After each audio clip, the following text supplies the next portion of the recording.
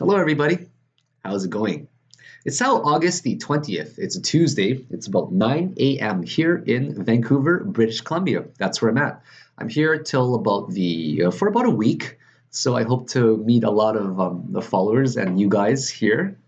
And it was just kind of a spur of the moment trip. My friend Ryan and I, who's sitting in front of me right now, we just decided to come to Vancouver to meet up with some of our friends here and just get a little bit of R&R because we both have a lot of things going on and thought it'd be a really nice 1 week getaway. So yes, here in Vancouver, guys, it's been a while since I've actually traveled. I'm sure you guys remember my 3-month trip a while back there, and I've had the travel bug since, right? So I'm really happy to be out here, and I really do mean it. Okay, guys, please set aside some time. I'm gonna decide on the date. It will most likely be Friday evening, I'm guessing, where we're gonna try to get together and go to some public place and get some food, or you guys can get some drinks, etc. We could talk about crypto, and I'd like to meet some of you guys and hear some of your stories. So thank you for watching this video. I know it has been a while since I've made one, but it's mainly because Winnipeg, first of all, where I live, is very short-lived. Our summers, we don't get to enjoy the nice summers here, like in other places in Canada, say. So when we have our 3 short months of summer, I really do enjoy it a lot. And I've noticed that I've been transitioning rather, to swing trading much more than day trading, just because I'm finding a lot more time for myself. In winter, I'm inside a lot more. This way I get to day trade a lot more. Whereas in the summer, I want to actually go out and, enjoy my time. But what I'm getting to is this, okay? If you are waking up at 5 o'clock in the morning every day because your alerts are going off, because you feel like you need to make a trade every single time there's volatility, you're honestly doing something wrong. Okay, I used to do that, and it was great profit until it took a toll on my health, and then I had to balance. Right, got to put on the balance beam and ask yourselves what's more important: your health and your just well-being in general, or just profit. Okay. So swing trading can be extremely profitable, and that's where I'm going to start talking a lot more about this in this particular video as well. So first of all, let's get into this, okay? We're going to do an RSI technical analysis today, and we're also going to do a Fibonacci retracement technical analysis as well, with a little bit of MACD and histogram. But we're going to leave out Elliott wave theory today, okay? And we're going to not focus too much on moving averages, except for on the 12-hour chart. So to give you a consensus or a generalization of what the market is doing, first of all, right now is we're in correction phase, okay? We're in correction phase till about the middle of September at most. And I'm going to go through all of different theories and strategies that we might want to employ, and just some of the things we can look out for to ensure that we can minimize our losses and ensure that we can take some of the best positions for this particular upcoming volatility. So monthly chart, first of all, okay? Monthly chart is consolidating, okay? Take a look. We got June, we got July, we got August, 3 months. They're obviously conforming to something like that, right? Something like that, where it's going to squeeze into a particular apex. And for those that are unfamiliar with what an apex is, let me show you really quickly, okay? So an apex is when a symmetrical triangle has tension from both the bulls and the bears on all sides, okay? So then if you got tension from the bulls and the bears on all sides, eventually one side will give up and one side will win. And it's just a matter of reaching a dramatic conclusion here at the apex. And you never know when it can happen, right? It could happen right at the end, it could happen before, it could happen after, or slightly after as well. So right now for the monthly chart, we are absolutely consolidating, and I don't think that we're going to be picking up in volume, guys. We're about maybe 2/5 the volume of last month, and we're already 2/3 in, which means that there's going to be very little chance of us catching up in terms of volume-wise. Maybe not till the end of, I'm guessing, like middle of September or later in September in general. So then you take a look at the weekly, right? The weekly was a bearishly engulfing candle, which was really nasty. The week just started for 2 days now, so we can't really take a look at that too much. But if you take a look at the weekly, what we need to make an observation of and a mental note of, pin this actually, it's pretty important, is the histogram is down ticking to the negative side already, right? Which means that we might have 2 more weeks to the negative side, or 2 more weeks, actually 1 more week until we get to the negative side. And I'm guessing like maybe 3 weeks in the negative side. And then something's going to happen, right? Like we could completely plummet, or we can actually just bounce to the upside, of course. So let's just hypothetically assume that we go to the downside and we just keep going down. So it's going to look something like that. Not that attractive. But if we end up only down ticking for a week or two, the histogram will be very minimal. And we're not going to get a negative histogram tick nearly as much. We'll go down only a little bit, then we'll curve right back up to the upside, right? And if something like that ends up happening, then the MACD will also, the blue line, okay, I'm going to show you guys this right here. Remember, I'm talking about the long moving average, where it just curves through, right? But then you take a look at the short moving average, and then this is generally how it looks. The shorter one crosses to the downside, right?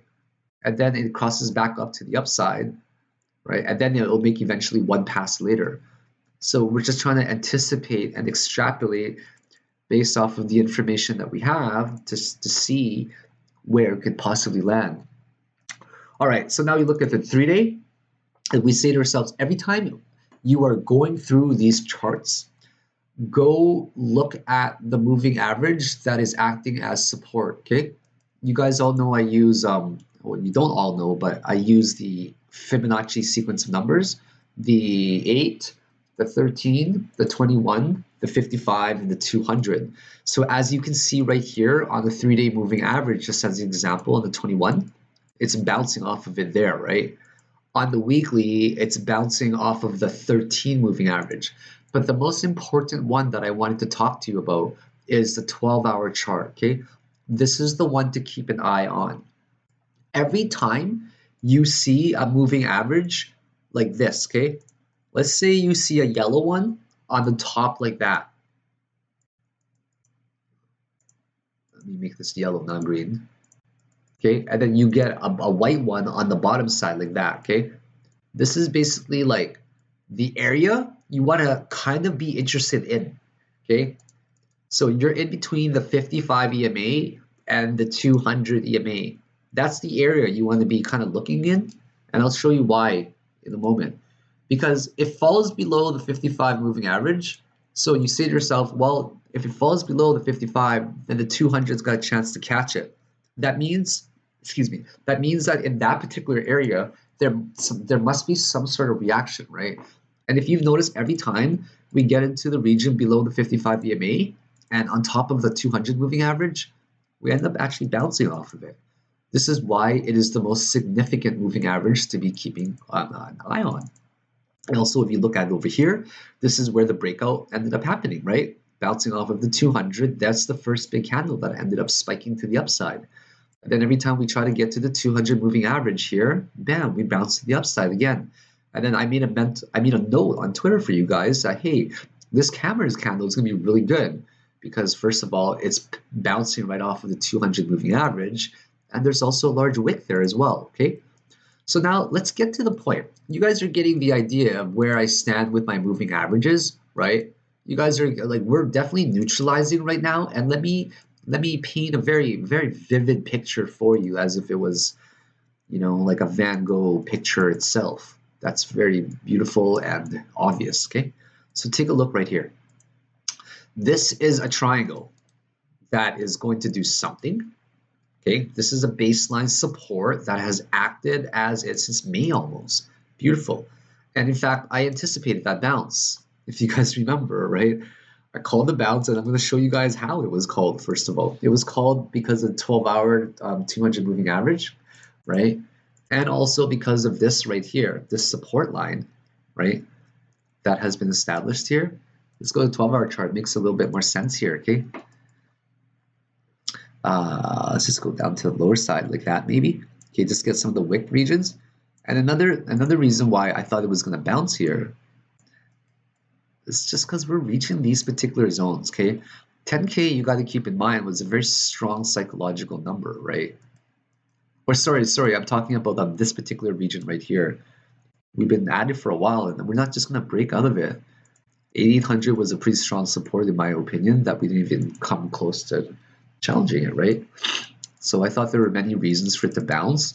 And also, if you looked at which moving average, or sorry, which EMA was it? Where was it here? Yeah, here as well, right? Like, if you compare this low, for example, and you compare this low as well, this is called a hidden bullish divergence, right?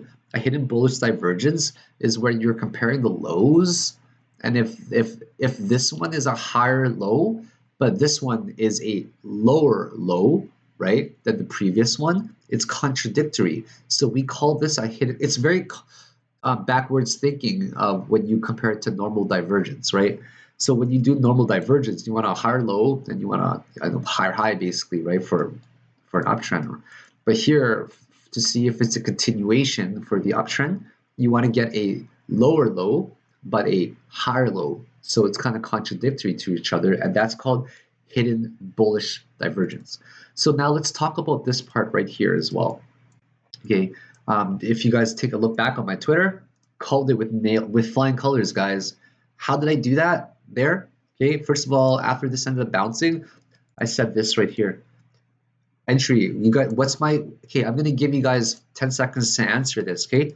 What is my most conservative target, and what is my Fibonacci retracement target always? Because I am conservative. Anybody who knows me knows that I'm a Fibonacci retracement trader.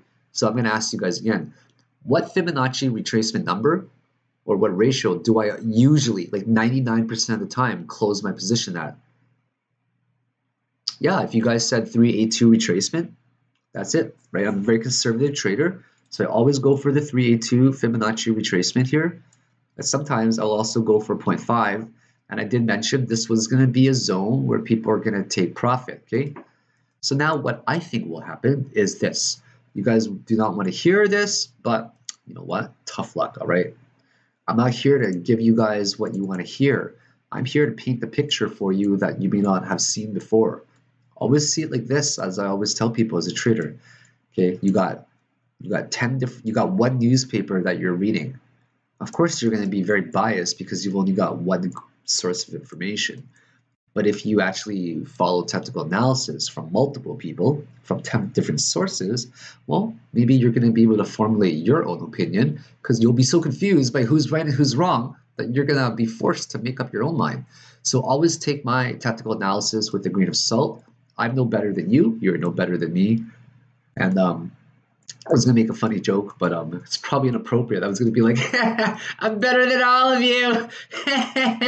I'm just joking, guys. That's just a Silicon crypto joke, okay? No, not really. I'm not kidding.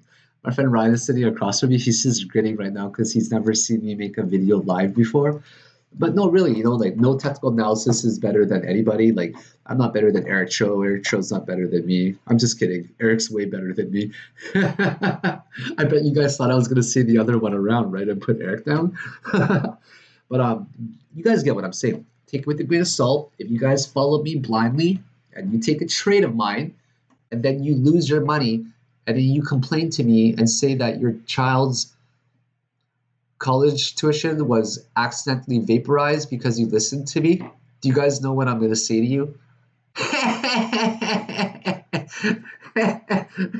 Why did you listen to this guy? You don't even know him. So my point is this, okay? People are just going to laugh if you guys blame other people when you lose money. Because I'm going to say this the nicest way possible. But if you're dumb enough to put your money into some random dude's hands online that you don't even know or trust, and you're gonna wager like $50,000, you know, like you may as well just go to the corner on Main Street somewhere and let some random guy pick a stock to invest in for you, right? And you guys get what I'm saying. Like I'm obviously just adding a lot of humor to this, but you know, take it with a grain of salt. That's all I'm saying. So now we end up hitting my target.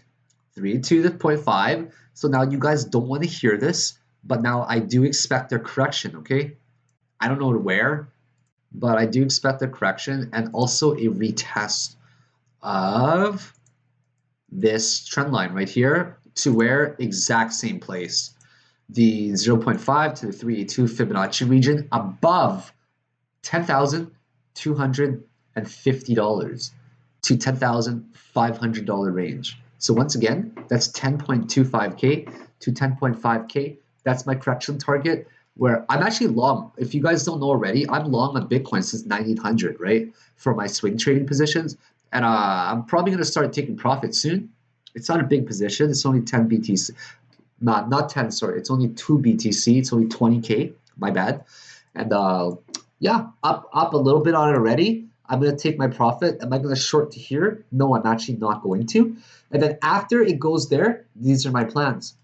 Okay, I'm going to show you guys something, okay? Watch this right here.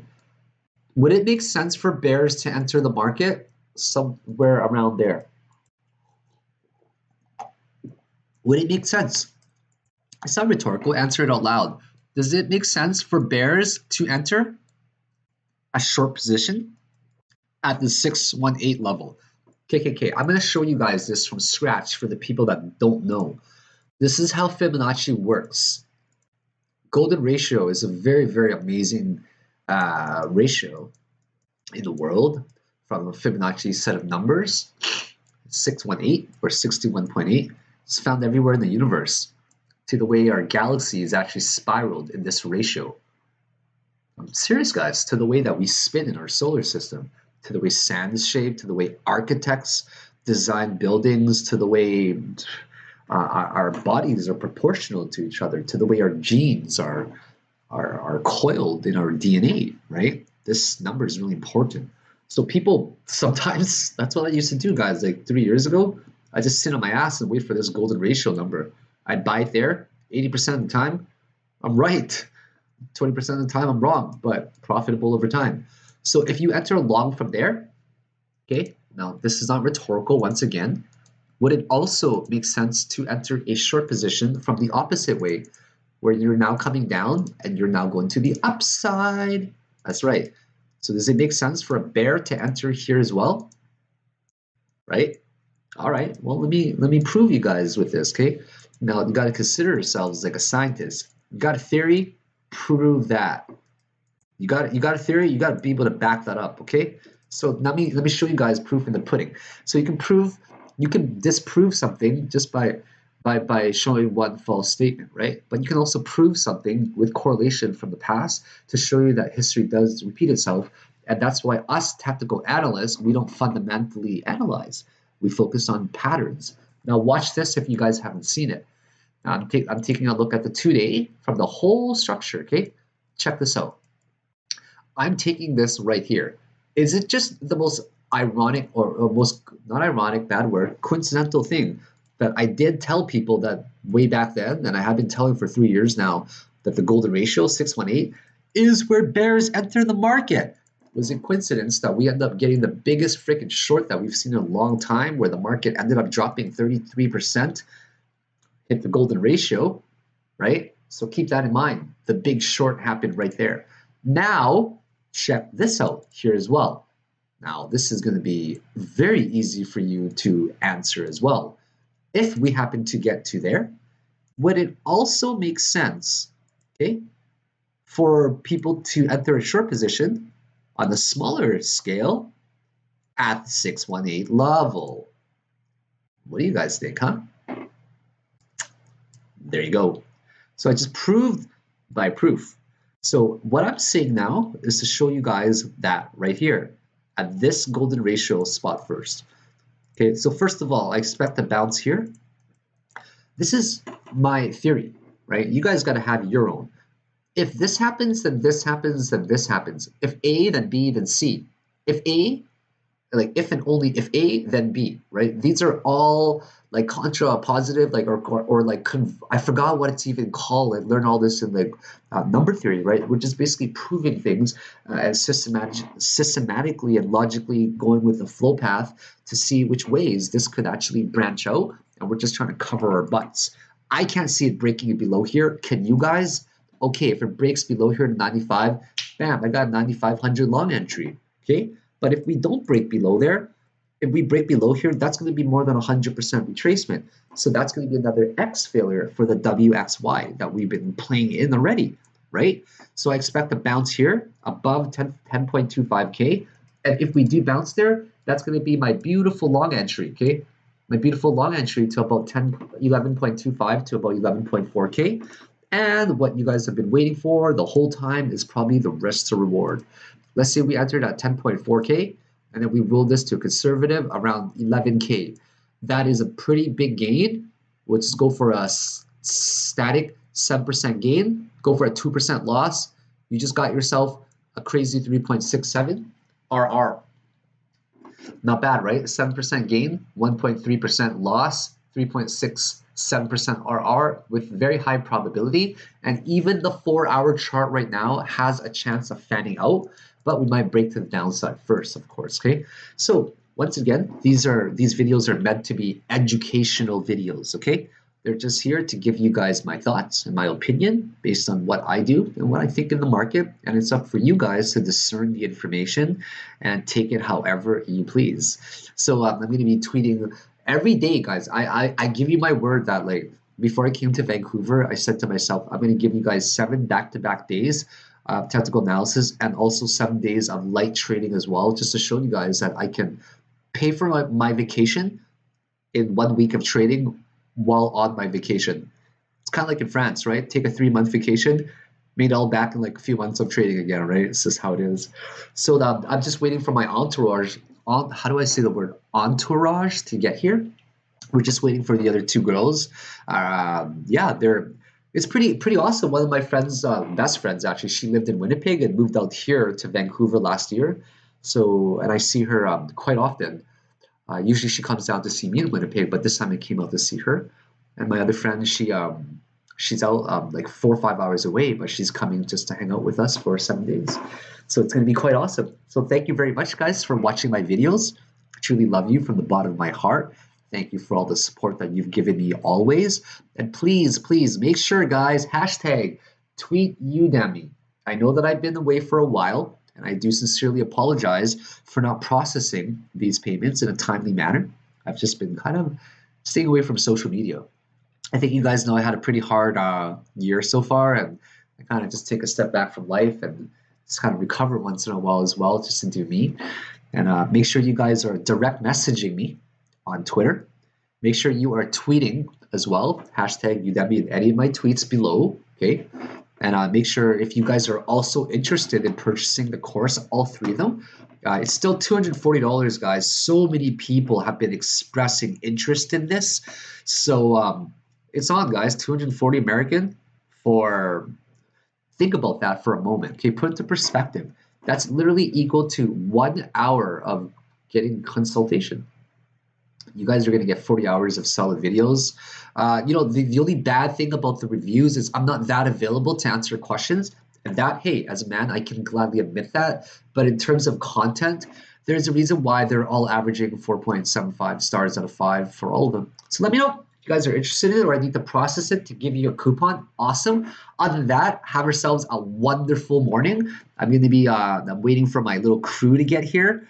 And then we're gonna go hang out, and it's gonna be an amazing time in Vancouver. And I look forward to meeting a lot of you guys here in the city, and hopefully we'll have a nice lunch or something, or dinner together, or just have a few coffee or drinks or whatever. So have yourselves a great day now. Take care. Bye.